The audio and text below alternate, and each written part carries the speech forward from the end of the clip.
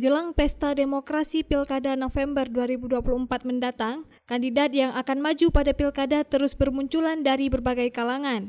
Tak mau ketinggalan, pengacara senior Zulfikar Sawang ikut ambil bagian menjadi salah satu kandidat yang akan bertarung pada kontestasi pilkada sebagai bakal calon Bupati Nagan Raya 2024 melalui Partai Gerindra.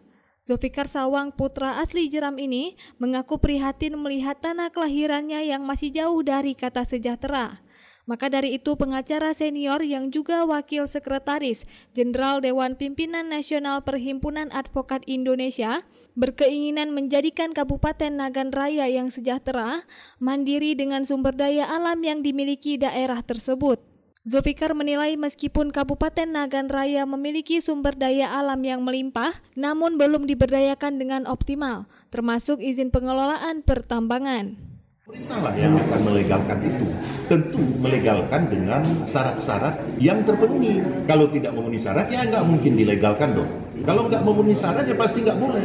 Kalau dia memenuhi persyaratan, kenapa tidak? Diperbolehkan, diizinkan. Dilegalkan kan diizinkan. Pemerintah yang harus punya komitmen, jangan sampai ada izin tambang tembak, kan gitu. Kalau izin tambangnya berlangsung secara baik dan benar, kenapa memangnya? Tidak ada masalah. Makanya saya katakan tadi, rencana tata ruang itu sangat penting. Jangan nanti di kawasan kebun dibikin tambang, itu salah. Tapi kalau di kawasan tambang dibikin tambang, nggak apa-apa. Demikian juga di kawasan tambang dibikin kebun. Itu kan keliru, nggak boleh diberi izin dong. Perlu peta potensi. Aceh ini kan katanya semua ada, tapi semua tidak ada. Ketika nanti ada investor yang mau datang, langsung bisa tunjuk, ini petanya. Jadi silakan, Anda mau garap yang mana silakan. Ini kan kita tidak punya.